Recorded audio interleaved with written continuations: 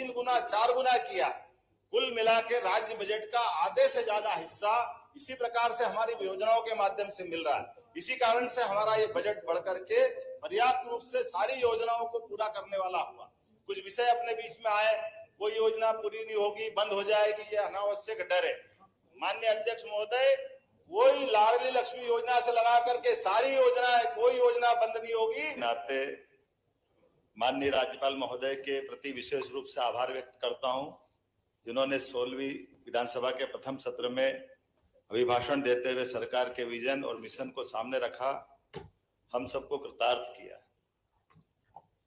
माननीय महोदय, अयोध्या, मथुरा, माया, काशी, कांची, अवंतिका, पुरी द्वारा वतिष्ठे सप्तैते मोक्षदायिका, ऐसी 7 दुनिया की पवित्रतम नगरियों में से एक नगरी अवंतिका है। हमारा सौभाग्य, ऐसी नगरी के हम इस राज्य के निवासी भी हैं और मैं वहां से आता हूं, जिसका कभी अंत नहीं हुआ। ऐसी अवंतिका की इस नगरी के एक सामान्य से मील मजदूर के परिवार के बालक को ये केवल भारतीय जनता पार्टी ही कर सकती है, जिसने एक छोटे से मजदूर परिवार के बच्चे को ला करके मुख्यमंत्री के पद तक पहुंचाया। मैं अपने सभी राष्ट्रीय नेतृत्व का, सभी वरिष्ठ नेताओं का आभार भी मानता हूं। हमारे सभी लोकतंत्र की यह खूबसूरती है और न केवल मैं, ये वर्तमान का लोकतंत्र गौरवान्वित होगा जो यशस्वी प्रधानमंत्री के रूप में एक चाय बेचने वाले परिवार से निकल करके देश के प्रधानमंत्री बनाते हैं और एक मील मजदूर के परिवार को उठाकर मुख्यमंत्री बनाते हैं। कांग्रेस के पास इसका अभाव है। ये सर्वथा इस मामले में केवल एक परिवार, वो भी धनी परिवार, जिसके कपड़े भी प्रेस करने के लिए लंदन जाते हैं, ये उस परिवार के लोग गरीबों की क्या बात करेंगे, क्या समझेंगे। मैं आज इस बात को करने आया हूं, मेरे मन में श्रद्धा है इस बात की कि लोकतंत्र की खूबसूरती है। कांग्रेस हो, बीजेपी हो, हम और आप परमात्मा की दया से लाखों लाख लोगों की आशाओं के केंद्र, 8 करोड़ से ज्यादा ये हमारा परिवार है मध्य प्रदेश। उस परिवार से सबकी आशा अपेक्षा के आधार पर जनता के बीच अपना एजेंडा लेकर के जाते हैं और जनता हमारे उस एजेंडे पर मोहर लगा करके सरकार गठन के लिए हमारा मार्ग प्रशस्त करती है। लेकिन हम उस अहंकार के धनी नहीं है, हम उस विनम्रता के सेवक है जिसके माध्यम से भविष्य की कोई नई इमारत खड़ी करने के निकले और हम उसका सबका सहयोग ले। मुझे इस बात की प्रसन्नता है, जिस बात को मैं कहने के लिए खड़ा हूं, मेरे सभी मित्रों ने, पक्ष हो विपक्ष हो, मैं इस बात के लिए आनंदित हूं कि आज अपने यहाँ जिस कुर्सी पे आप विराजमान है, मुझे मालूम है कि आज आसंदी पे जो विराजमान है उनका कितना विराट व्यक्तित्व है। हमने कल उनका निर्वाचन किया है।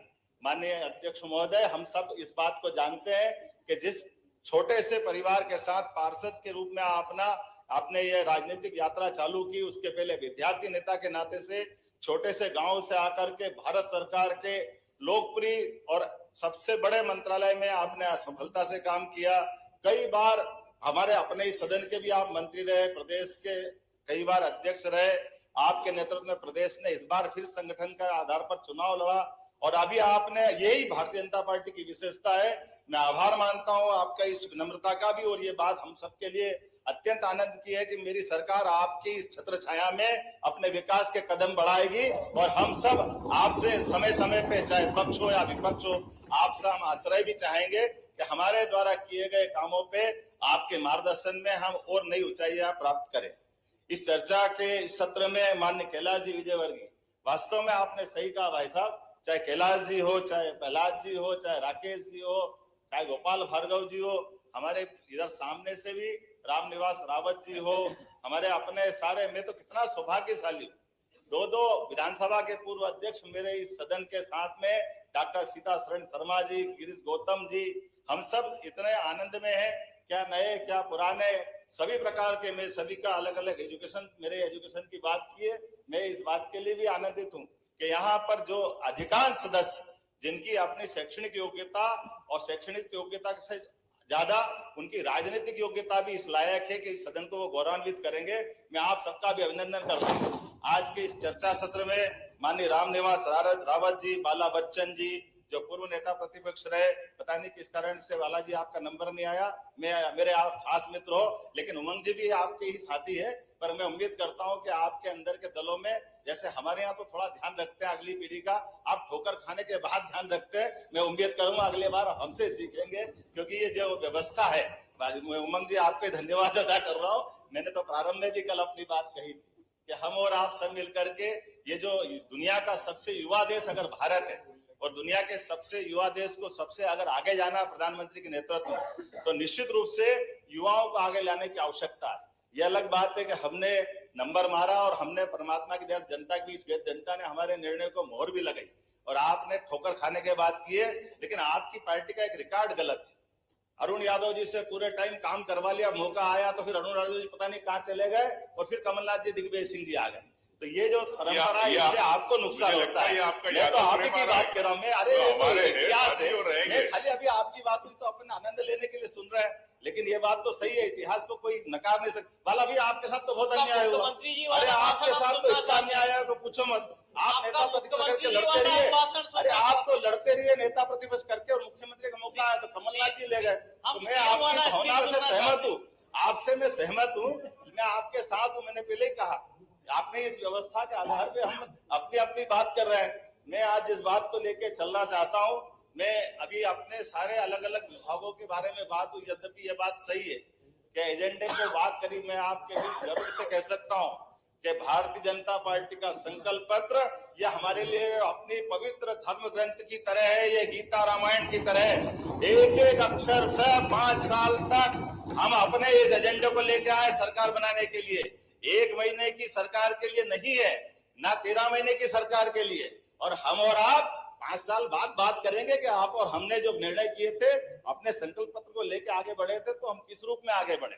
मैं आज आपके लिए खास करके 2-3 चीजें आपके सामने बताना चाहूंगा कि राज्य सरकार होती है मूलभूत सुविधाओं के लिए, उस पर भी हम काम कर रहे हैं। लेकिन सरकार अपने प्रदेश का मान, देश का मान और भारतीय सनातन संस्कृति का मान दुनिया में बढ़े, इसके लिए भी काम करने की आवश्यकता है। और मुझे इस बात की प्रसन्नता है, ऐसे कई विषयों को लेकर के जब से हमारी सरकार बनी, ऐसे कई एजेंडों को लेकर हम आगे चल रहे हैं। आपकी जानकारी के लिए बताएं, आज से 300 साल पहले तक दुनिया में भारत का टाइम स्टैंडर्ड दुनिया में माना जाता था। लेकिन काल के प्रवाह में जब हम गुलाम हुए, तो ये फ्रांस की राजधानी पेरिस 50 साल तक स्टैंडर्ड टाइम वहां तय होता रहा। उसके बाद 250 साल पहले जब अंग्रेज हावी हुए, तो अंग्रेज इस चीज को पेरिस से उठा करके ग्रीनविच ले गए, और ग्रीनविच से वो दुनिया में स्टैंडर्ड टाइम तय करने लगे। अब ये आप अंदाज लगा ले, कहने के लिए हम पूर्व के देश है, वो पश्चिम के देश है, और ये जो समय की गणना का केंद्र है, आप कभी अंदाज लगा लो आज भी कितनी बड़ी विसंगति है। आप उमंग भाई बताइए, यहाँ दुनिया में 2 प्रकार के ही प्राणी पाए जाते हैं। एक प्राणी जो सूर्यास्त से अपनी दिनचर्या चालू करते और अपने सूर्यास्त के बाद अपने सूर्योदय से चालू करते, सूर्यास्त में खत्म करते। दूसरे प्राणी रात्रि या निशाचर वाले हैं। लेकिन मध्य रात्रि में कौन से प्राणी अपनी दिनचर्या चालू करते? ये मध्य रात्रि में 12 बजे दिन बदलेगा, इसका कौन सा स्टैंडर्ड, ये कौन सा पैमाना है? लेकिन ये वो पैमाना है जिस पैमाने को मैं थोड़ा सा आपके सामने बताना चाहूंगा। ये वो पैमाना है जिसके माध्यम से भारतीय संस्कृति को लज्जित करने का प्रयास किया। मैं अभी अपने विषय पे आ रहा हूं भैया, अभी खत्म नहीं कर रहा हूं, आपको भी मौका दूंगा, आप अपने आंखों से जाके देखना। 21 जून और 22 दिसंबर दिन के 12 बजे उज्जैन की ऑब्जर्वेटरी में जाना। एक शंकु यंत्र है, 300 साल पहले बना है, और आधुनिक साइंस की दृष्टि से जीपीएस है फिजिक्स का बना हुआ, जहां से आप डिसाइड कर सकते हैं कि दुनिया का सेंटर पॉइंट कौन सा है। आपको गर्व होगा वो उज्जैन और डोंगला है, जहां पे 23.26 अंश मिलेगा। लेकिन ये हमारे आधुनिक साइंस के आप उपकरण भी बता रहे हैं, जो हजारों साल से हमारे पूर्वज जानते थे। ऐसे गौरवशाली चीज को हम विस्मृत करके केवल पश्चिमानुकरण जो करने लगे, उस काल के प्रवाह के चक्र को बदलते हुए उस ऐसे रहस्यों को भी सबके सामने लाने का काम हमारी सरकार कर रही है। इसलिए वो पुरानी ऑब्जर्वेटरी जो राजा जयसिंह के समय बनाई हुई थी, 5 ऑब्जर्वेटरी, लेकिन एक नई ऑब्जर्वेटरी साइंस टेक्नोलॉजी विभाग के माध्यम से हम बना रहे हैं, जिसको आईआईटी के बच्चे रिसर्च करने जाएंगे, आईआईएम के बच्चे रिसर्च करेंगे। मध्य प्रदेश के 16 विश्वविद्यालय से 10 से ज्यादा विश्वविद्यालयों ने फिजिक्स के माध्यम से वहां एमओयू किया है, और वो रिसर्च कर रहे हैं कि हाँ ये बात सही है कि हमारे लिए अगर स्टैंडर्ड टाइम की तय होगी बात, और एक और जानकारी आपको बता दूं, ये जो विषय हमने रखा है, इस विषय में कई मामलों में हमारे एशिया के कई देशों से संबंध 19 से 20 से हो सकते हैं, लेकिन वो सारे के सारे देश दक्षिण एशिया सहित, चाहे चाइना हो, चाहे पाकिस्तान हो, अफगानिस्तान हो, ये सारे लोग मानते हैं कि स्टैंडर्ड टाइम की तय करने की अगर बात होगी तो भारत पे ये बात जाएगी और भारत में उज्जैन का वो मान बढ़ेगा, भारत का मान सम्मान बढ़ेगा। ये जो हमने कहा कि सरकार के माध्यम से क्या संबंध है, तो सरकार ने वो ऑब्जर्वेटरी खड़ी की है और एक नया प्रस्ताव सरकार के माध्यम से दे रहे हैं कि भविष्य के जैसे IIT सैटेलाइट टाउन उज्जैन में इंदौर का विस्तारीकरण करेंगे, जिसके माध्यम से ऐसे भविष्य के ऐसे कई विषय भी, जैसे बाबा महाकाल की नगरी, ये केवल धर्म की नगरी नहीं है, ये ज्योग्राफिकली फिजिक्स की नगरी भी है, भूगोल की नगरी भी है, ज्ञान की नगरी भी। आप अंदाज लगा लो कि 2000 साल पहले जो आर्यभट्ट ने हमारा अक्षांश देशांश निकालने वाला जो यंत्र, आप मान के चले, अगर अपना हवाई जहाज उतारना है आपको आज भी, तो आप बताइए जैसे हवाई जहाज ऊपर उड़ेगा तो लगभग 1 लाख मीटर प्रति घंटे की गति से पृथ्वी घूमती है, वो वापस मुकाम पे आने के लिए अक्षांश देशांश की जरूरत पड़ेगी। ये सिद्धांत अगर किसी ने खोजा है तो आर्यभट्ट ने खोजा है। ये गौरवशाली पक्ष हमारा सबके बीच में आना चाहिए। मैं अभी यार आपके बीच में आ रहा हूँ, ये इसलिए कह रहा हूँ कि आपको लगेगा कि ये पंथी बातें हैं। अगर आपको कुछ बात कहना तो जरूर पूछ सकते हैं। माननीय अध्यक्ष, दिल्ली से प्लेन यहाँ बुधवार। नहीं, माननीय अध्यक्ष, बहुत अच्छा सुझाव है माननीय मुख्यमंत्री जी का। क्यों ना अपन अपना समय चेंज कर ले प्रदेश का, सब उसके बाद फॉलो करते रहेंगे अपन। यही मानसिकता ने पीछे करा है। अच्छी बात, मैं आपके सामने बता रहा हूँ, अभी आपको बताता हूँ ये समय कैसे तय होता है। ये समय मेरे तुम्हारे कहने से स्टैंडर्ड टाइम यहाँ तय नहीं होता है, ये समय होता है फिजिक्स से विज्ञानियों के माध्यम से। और इसकी, अरे एक मिनट जरा बाला भाई सुनो तो सही, अभी भाषण पर आ जाइए मध्य प्रदेश। अरे भाई जब हमारी बात आ रही है, ये आपकी बात तो हमने रोका नहीं। जब नेता प्रतिपक्ष बोले थे, हम बोले तो हम भी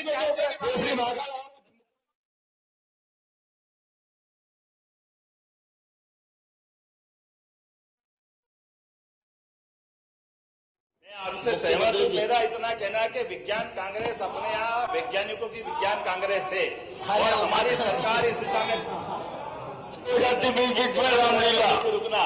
भारतीय विज्ञान कांग्रेस के माध्यम से अंतर्राष्ट्रीय कांग्रेस करा करके स्टैंडर्ड टाइम कहाँ से तय होना चाहिए, इस दिशा में भी काम अपनी सरकार साइंस टेक्नोलॉजी विभाग के माध्यम से कर रही है। और अगर वो तय करेगी तो निश्चित रूप से इसमें बदलाव आएगा। मैं आपको वो याद दिलाना चाहता हूँ कि इसमें सरकार की, न केवल राज्य सरकार की बल्कि भारत सरकार की भूमिका भी है।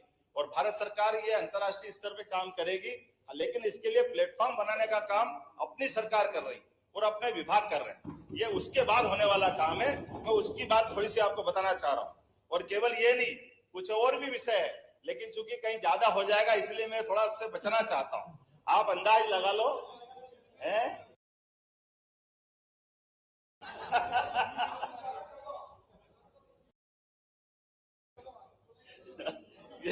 थोड़ा सा अब मैं इसकी बात इसलिए कर रहा हूं अपने बीच में से।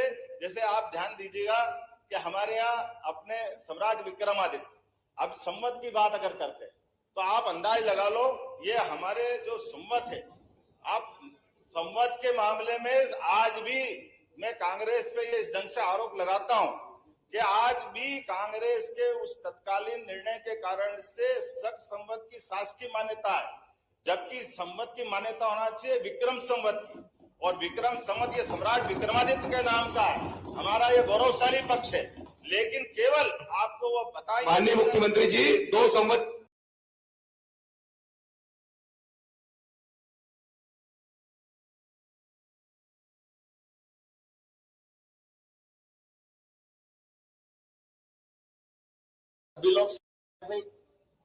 देखिए, मैं आप मुख्यमंत्री जी स्मरण करना कि जब हो रहा है तो आप लोगों को बोला नहीं, सुनना चाहिए। इसलिए उम्मीद ये कर रहा हूं कि आप भी अपने सबके इस बीच में से जो इसका वक्तव्य आए, आप उस बात में जरा आपको लगता है कि बाद में भी बात कर सकते तो जो मेरे से बात कर लीजिएगा, मैं तैयार हूं।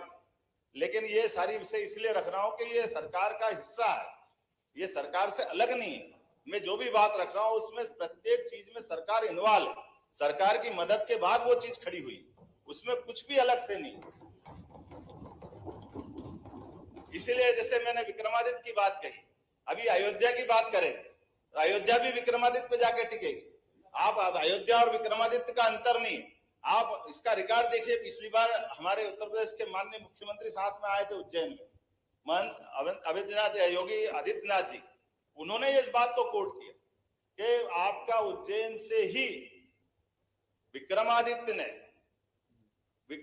ने अयोध्या का जो मंदिर तोड़ा गया बाबर के साथ, बाबर द्वारा, वो 2000 साल पहले विक्रमादित्य ने उज्जैन से जाकर के बनाया था। ये 84 काले कसौटी का खंबे का मंदिर विक्रमादित्य काल का था, उसको कोर्ट ने प्रमाणित किया है। मेरे तुम्हारे ऐसे नहीं हुआ, आर्कियोलॉजी ने डिसाइड किया कि ये मंदिर इतना पुराना है। और आप अंदाज लगा लो, दुनिया में 3 भाइयों की जोड़ी प्रसिद्ध हुई है, एक भगवान राम और लक्ष्मण, एक भगवान कृष्ण और बलराम, और तीसरी जोड़ी मध्य प्रदेश की है विक्रमादित्य और भर्तरी। तीसरी जोड़ी हुई है, इसने मध्य प्रदेश को गौरवान्वित किया। इसलिए 2 भाई दुनिया के ऐसे जो दोनों ही अद्वितीय रहे, जिनके जीवन के अलग अलग पक्ष है। जब भर्तरी ने शासन चलाया और भर्तरी ने जो साहित्य बनाया, वो भर्तरी का साहित्य आज भी दुनिया में अद्वितीय है। कोई अपना 3 पुस्तकें लिखी उनने, श्रृंगार शतक, नीति शतक और वैराग्य शतक। ये तीनों प्रत्येक के लिए पढ़ने लायक, उसकी विविधता हमारे सबके लिए जानने लायक, लेकिन उसकी गहराई को भी समझने की जरूरत है। विक्रमादित्य शोधपीठ के माध्यम से, विक्रमादित्य फेलोशिप देते हुए हम रिसर्च सेंटर के माध्यम से विक्रमादित्य का विराट व्यक्तित्व दुनिया के सामने आना चाहिए। एक ऐसा व्यक्ति जो न्यायप्रिय, जो विक्रमादित्य के कितने पक्ष है, विक्रमादित्य और उनका नवरत्न, आप अंदाज लगा लो। उस विक्रमादित्य की बात को ले जाने के लिए हमारे पाठ्यक्रम से विक्रमादित्य का हिस्सा गायब कर दिया, विक्रमादित्य को काल्पनिक बताया गया। विक्रमादित्य कौन से हैं, इसको निश्चित करने के लिए प्रश्न खड़े करे। ये रिसर्च सेंटर के माध्यम से हमने सारे जवाब दिए, कहा विक्रमादित्य अपने इस देश का है और उज्जैन के हैं। और हम नहीं कह रहे हैं, हर साल इसकी अलग अलग प्रकार की फेलोशिप दे करके जो रिसर्च आती है, उसकी पुस्तकों का प्रकाशन मध्य प्रदेश शासन के माध्यम से करा रहा है। और विक्रमोत्सव के केवल आयोजन एक प्रकार के नहीं, उनके एकेडमिक साइड के भी और उनके जनरंजन के कार्यक्रम। विक्रमादित्य के बारे में तो हमारी जुडिशली, विक्रमादित्य का न्याय, विक्रमादित्य की वीरता, विक्रमादित्य का दानशीलता, उनका पराक्रम, उनका पौरुष, कोई कल्पना कर सकता है एक व्यक्ति में कितने गुण हो सकते हैं। और उसके बावजूद उदारता कैसी, जो आदमी तो आदमी भूत को पकड़ ले, ऐसी वीरता किसी में हो सकती है क्या? ये केवल एक आदमी में हो सकती है जिसको विक्रमादित्य करके जानते हैं। मैं आज इस बात के लिए आनंदित हूँ, आज इस सदन में यद्यपि हमारे अपने सरकार के माध्यम से कई प्रकार के काम हुए, कई प्रकार की बातें आई, ऐसे कई विषयों पे बात करने के साथ, जैसे नई शिक्षा नीति के मामले में मित्रों ने बात खड़ी की। आप अंदाज लगा लीजिए कि नई शिक्षा नीति दुनिया को जो शिक्षा देने वाला और गुरु करके जो हजारों हजार साल से जिसकी मान्यता है, ऐसे भारतवर्ष के अंदर शिक्षा के मामले में लॉर्ड मैकाले ने 1835 में जो गलती की, कांग्रेस ने 60 साल तक उस गलती को दुरुस्त करने का काम नहीं किया। हमें इस बात की प्रसन्नता, यशस्वी प्रधानमंत्री मोदी ने नई शिक्षा नीति लागू करके हमारे देश की संस्कृति से जोड़ करके शिक्षा को जीवन के सर्वांगीण विकास के साथ जोड़ने का प्रयास किया। और मुझे इस बात का गर्व है, मध्य प्रदेश के सीमित संसाधन के बावजूद भी नई शिक्षा नीति दुनिया में अगर लागू की है तो सबसे पहले मध्य प्रदेश सरकार ने लागू की है।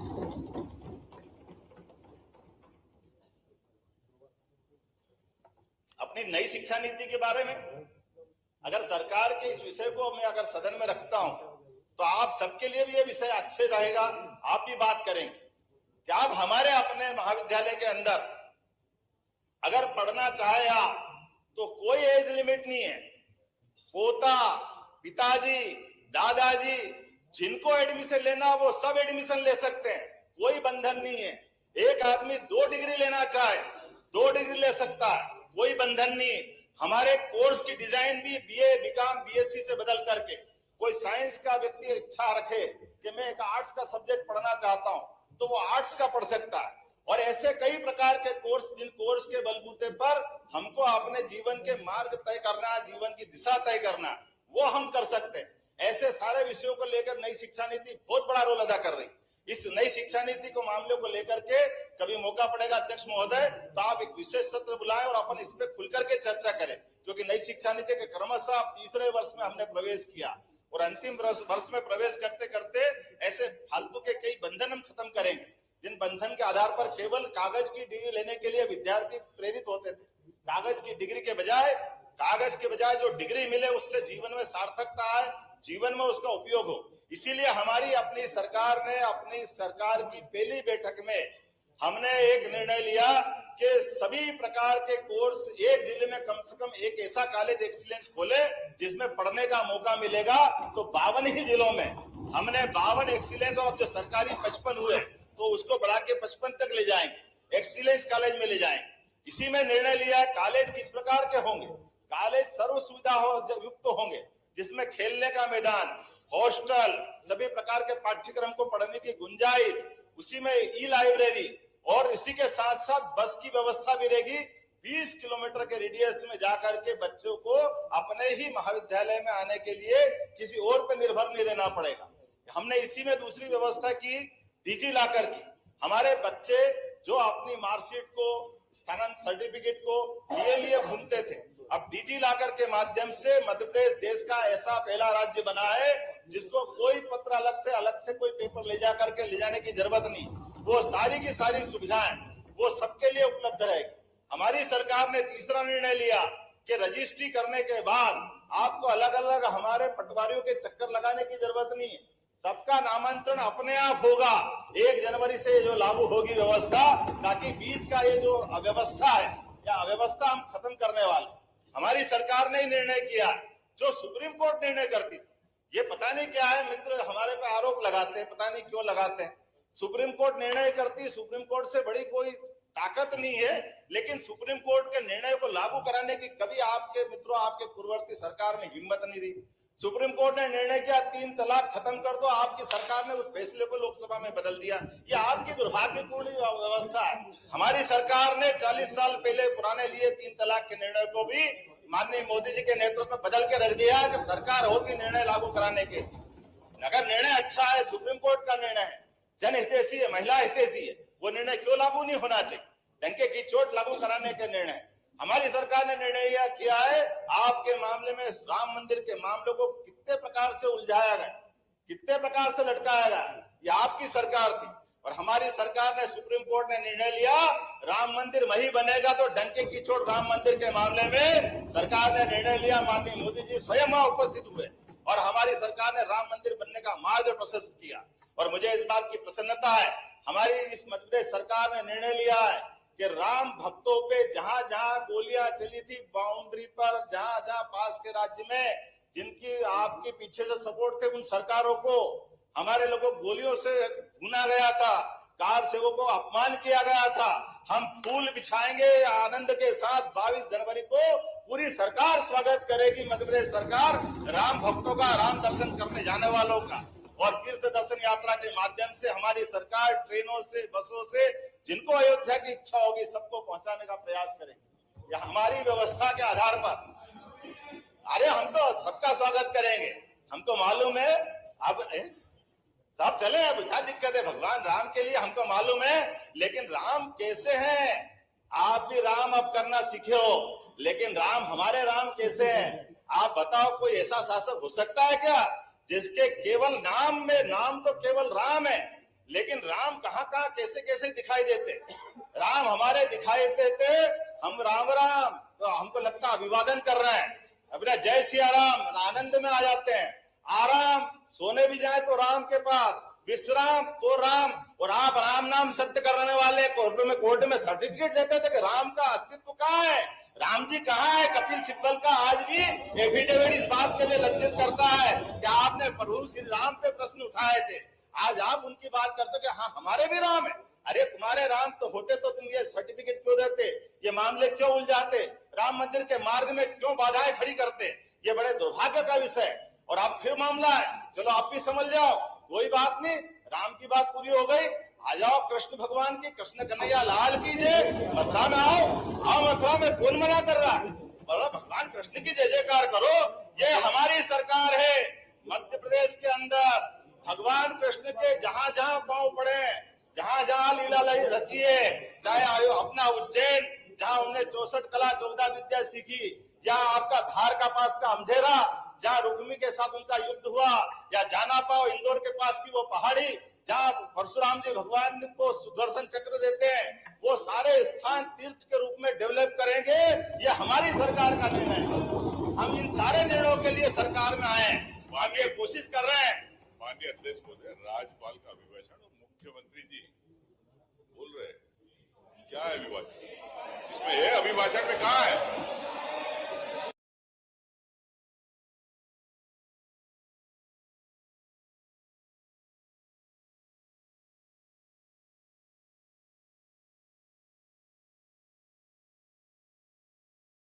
महोदय, मैंने थोड़ी देर पहले कहा था कि पहले राम की बात करी तो इनने कोर्ट में शपथ पत्र दिया, अभी कृष्ण की बात करी तो फिर बात बदलने लग गई। कृष्ण राम से क्यों नफरत है, पता नहीं क्या कारण है आपका। मैं आपसे निवेदन करता हूं कि आप आपके बारे में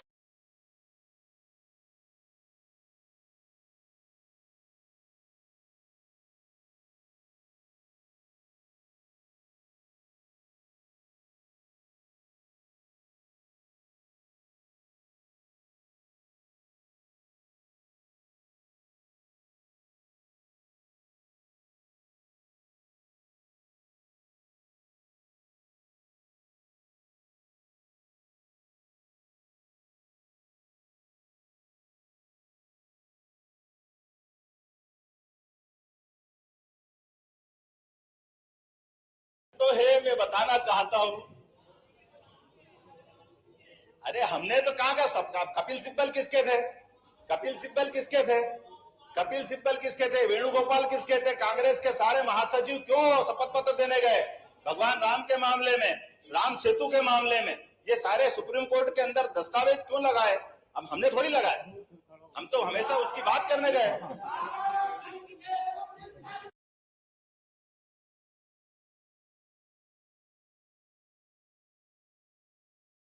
अभी अब थोड़ा पंडित जी थोड़ा चुप रहना।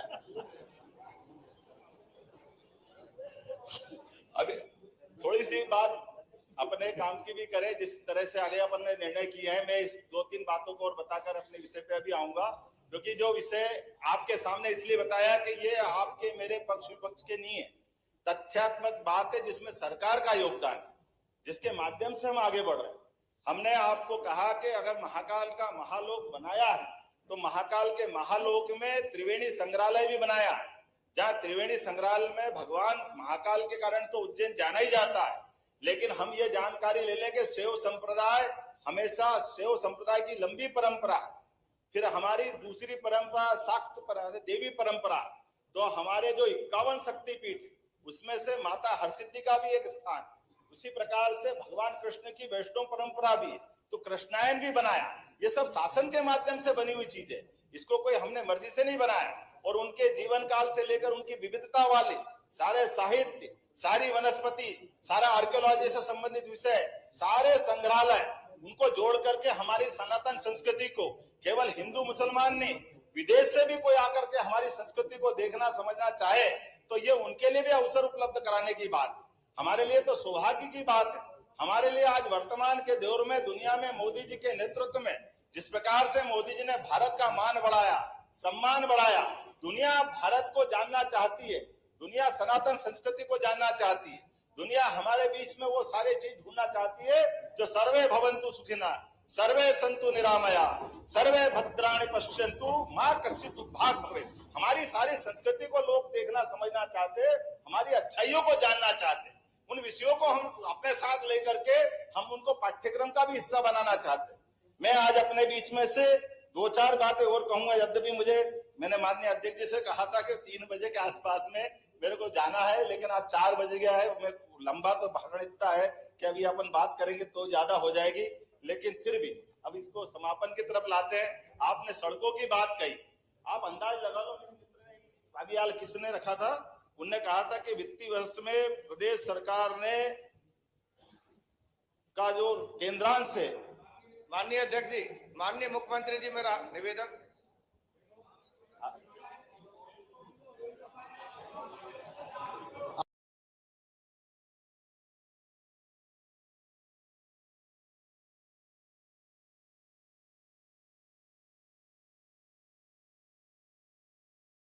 जी के मामले में तो कौन जान सकता कांग्रेस से ज्यादा, कांग्रेस ने 77 में एनवीडीए के निर्णय को लागू न करके मध्य प्रदेश की जनता का अपमान किया है। मुझे इस बात का गर्व है यशस्वी मुख्यमंत्री शिवराज सिंह जी चौहान की सरकार ने एनवीडीए के माध्यम से हमारे सारे डैम पूरे करे। मुख्यमंत्री जी और बोल रहे हैं, आप विधानसभा में वो रिकॉर्ड दर्ज है। प्लीज, जब प्लीज, उन्हें कहा था कि नर्मदा प्लीज। का पानी छिपरा में मिल नहीं सकता है, चंबल में अपने मालवा में जा नहीं सकता, निमाड़ में जा नहीं सकता है, वो सारे डैम पूरे हो नहीं सकते। वो सारे डैम भी पूरे हुए और अभी नर्मदा के पानी के लिए हमारे वो डैम तो पर्याप्त थे। हम उस एमओयू को भी रिव्यू कर रहे हैं जिसके बलबूते पर बाकी जगह भी नर्मदा का पानी खपा करके इस प्रदेश की बेहतरी के लिए काम करें। ये हमारे वो सारे निर्णय ले रहे हैं जिसके आधार पर नर्मदा जी से पूरा प्रदेश लाभान्वित हो।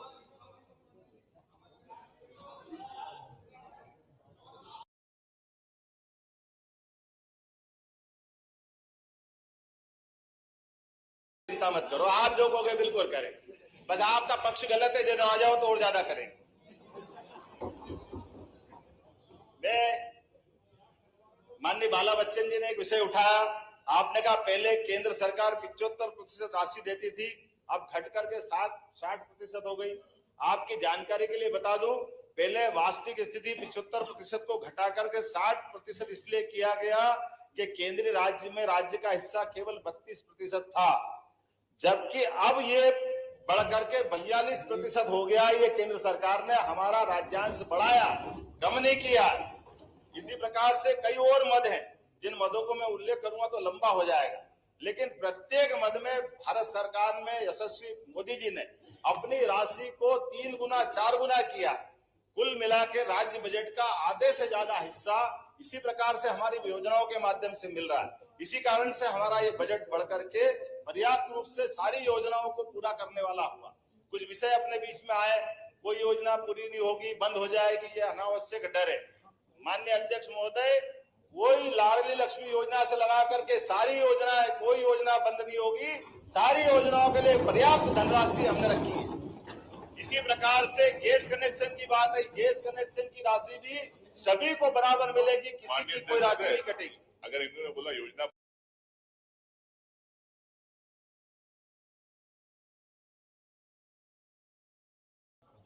सारी राशि जब जब जिसकी तारीख है उस तारीख में डलती जा रही है। अब ये अलग बात है, आपको जानकारी नहीं तो मैं क्या कर सकता हूं? मेरा अनुरोध है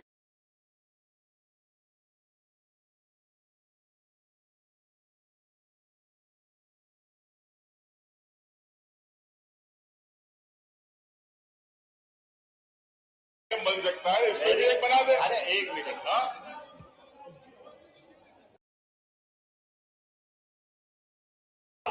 माननीय मोदी जी को धन्यवाद दो जिनने कहा कि कुल 4 जातियां, उसमें बहनों को भी एक, उनने महिलाओं के लिए भी रखा है, महिला, युवा, गरीब, किसान। अब आप उसमें महिला सशक्तिकरण की योजना में कानून बना रहे हैं। अब आपके लोग तो वहां बाहर काला लेके घूम रहे हैं दिल्ली में, मैं क्या करूं? आप उनको समझाओ कि भैया उनके लिए हम सब तैयार है, अगर आप यूनानिमस तैयार हो तो मैं आपके साथ खड़ा हूं। बहनों के लिए जो बेहतर हो सकता है, यशस्वी प्रधानमंत्री नरेंद्र मोदी जी के नेतृत्व में भारत की सारी राज्य सरकार इस दिशा में आगे बढ़ रही है। अब ये अपनी चर्चा बाद में कर लेंगे, थोड़ा और भी मौका मिलेगा।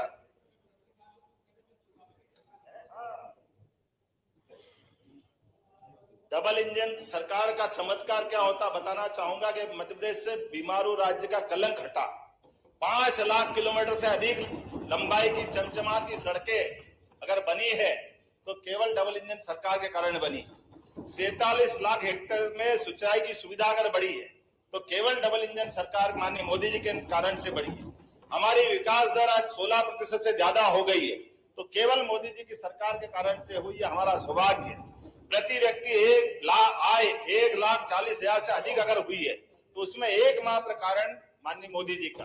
और एक और बात आपने कहा सिंहस्थ का, हाँ सिंहस्थ होगा, ये तो भगवान ने हमको सौभाग्य दिया। जब जब सिंहस्थ होता है केवल एकमात्र कारण भाजपा की सरकार बनती है या पूर्ववर्ती सरकारें बनती है, और सिंहस्थ को हर पुराने सिंहस्थ से ज्यादा अच्छे से कराने का हमारा ही उस मामले में योगदान रहता है। मैं आज आपको गारंटी दे सकता हूं कि 2028 का सिंहस्थ, जिसको हम बाकी लोग कुंभ राशि कारण कुंभ मेला कहते हैं, फिर हम कराएंगे और किसी को बाल बराबर तकलीफ नहीं आने देंगे। लेकिन सरकार विकास के काम भी बराबर करेगी और अवैध विकास को कभी बढ़ावा नहीं देगी।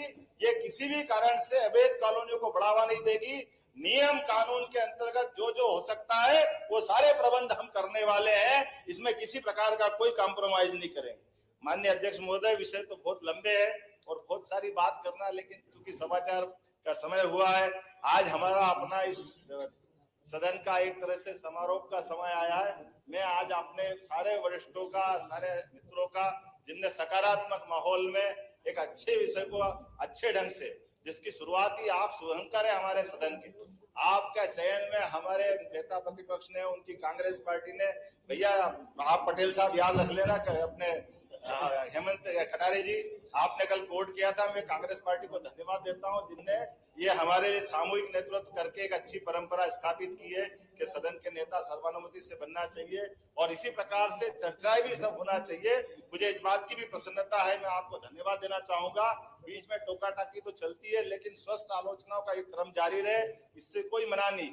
हमारे मनभेद नहीं होना चाहिए, मतभेद हो सकते हैं। सरकार की आलोचना करने का आपको अधिकार है, आप जरूर आलोचना करें, लेकिन जो सरकार अच्छा करे उसमें रचनात्मक सहयोग आप भी दें, मैं आपसे अपेक्षा करता हूं। और ये पूरे समूचे सत्र के एक तरह से, चूंकि ये पहला हमारा राज्यपाल का अभिभाषण था, अभी तो सरकार ने अपनी आंख भी नहीं खोली है, लेकिन धीरे धीरे कदम बढ़ाएगी और ताकत पाएगी। आपका सबका सक्रिय सहयोग मिलता रहेगा। इसी अपेक्षा के साथ माननीय